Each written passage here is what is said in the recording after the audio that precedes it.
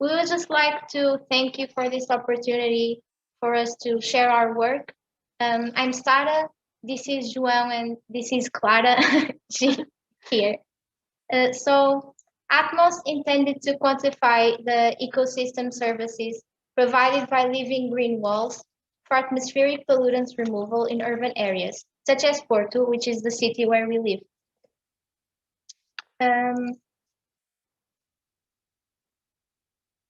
The project was developed during 2 years, along which we established 6 major work packages corresponding to our project lifecycle. The work package 2 and 3 and the exploratory study occurred mainly during the first year. This exploratory study was basically the direct application of conventional methodologies for quantifying particulate matter in bioabsorbers, using area function for calculation. We found it was not too accurate as PM penetrates through the tree canopy, so we developed a new methodology which we called ATMOS methodology, based on volume function for PM calculation. This corresponds to our experimental study.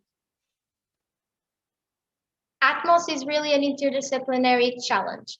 Through a simple mind map, we could establish several key concepts that guided our research, from urban environment specificity to atmospheric pollutants characterization and PM health-related problems.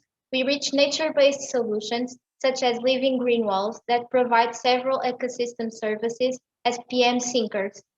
Describing it from a scientific point of view is fundamental, but not enough. So we tried an economic approach in order to quantify these ecosystem services provided by nature. This way we can establish a dialogue with municipality and give arguments to a real implementation of ATMOS outputs. With this in mind, we established 3 main goals. 1, quantify PM retention along a highway near our school. 2, validate a new methodology to calculate PM retention in trees based on the volume function. And 3, assess the economic value of the ecosystem service provided by ATMOS trees. These pictures here are from ATMOS trees, where you can see the PM material absorbed to the surface. Why this location? Firstly, this map represents Porto, approximately 50 square kilometers, limited by the Douro River, the Atlantic Ocean, and the cities nearby. From the yellow triangle, we can see that the sampling area is located in one of the most degraded zones in terms of air quality. This is mainly due to it being one of the main exits and entrances to the city. The school playground overlooks this highway. If we think children ventilate twice an adult, we can understand the importance of studying measures to minimize the impact of PM emissions. So we established a group of 10 trees along 150 meters in the highway to do our research. Understanding air dynamics is crucial for the study of PM retention in trees.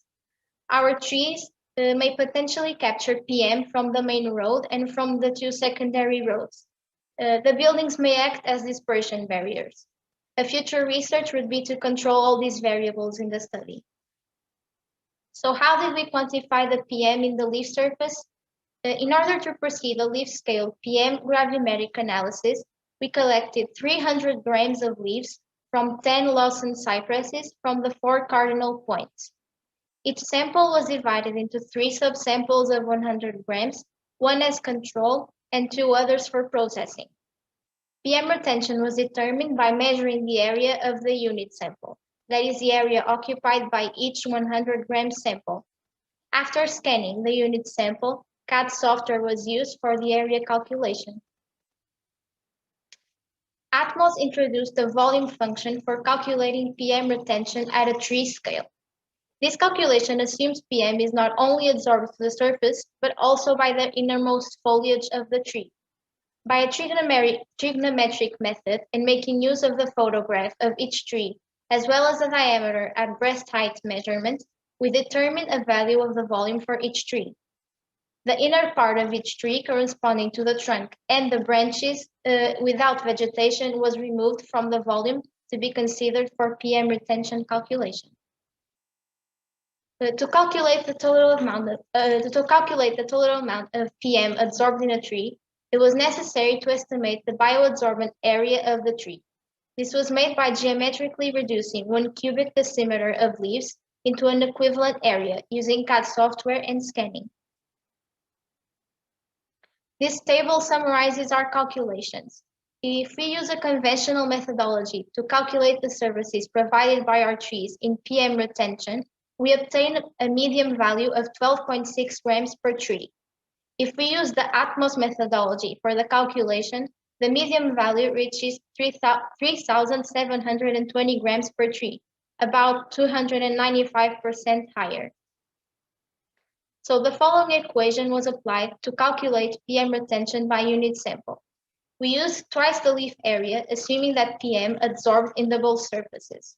Of course, we can introduce an error because particle deposition may not be the same on both sides of the leaf.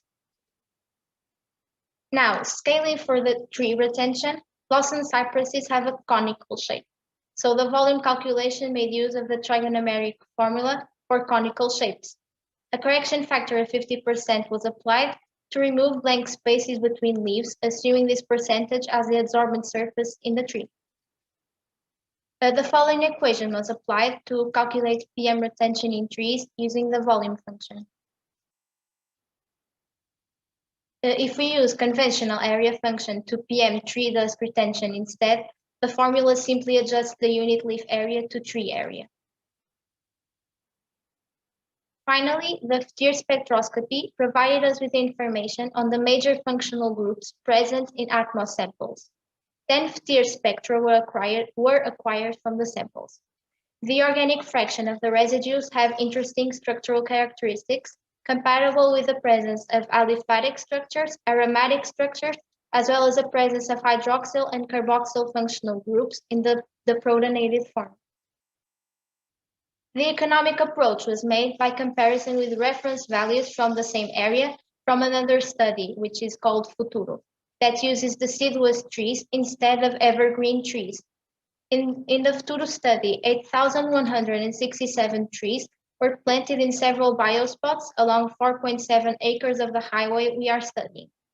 Research indicates that evergreen resinous trees have more adsorbent capacity than deciduous trees. This reveals the importance of conducting a proper cost-benefit analysis regarding choice of the biomodel for the purpose of PM retention prior to the intervention on urban spaces.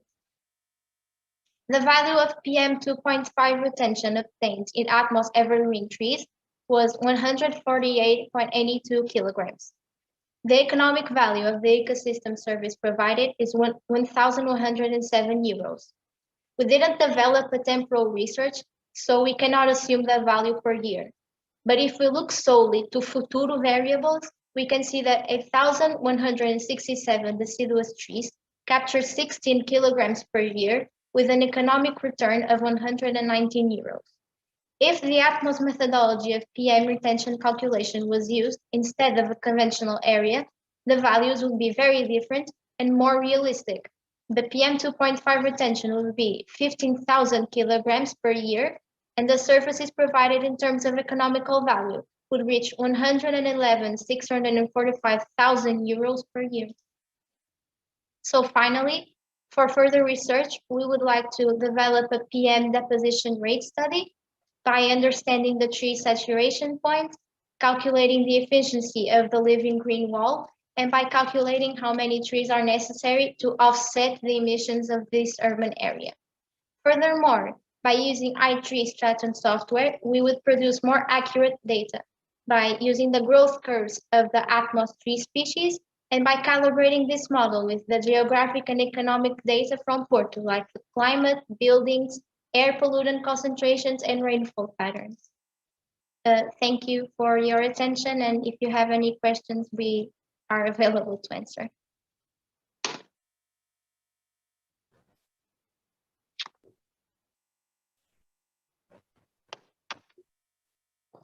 Thank you for your presentation, Sergey. Yes, thanks for presentation. Are you the only one group who provides this project, or there are several groups in your city, in Porto? So in this group in our work, we are the only ones who have this project, and the other data are from other projects like the Futuro we mentioned, but they don't use the same trees nor the same method, because the method is ours. We invented using the volume instead of the area, but we use their data because they're in the same area, so we make some extrapolations for the economics and things like that. Okay, and did you actually grow these trees across the streets? Or did you actually grow this? No. We use the trees that were already there in the highway.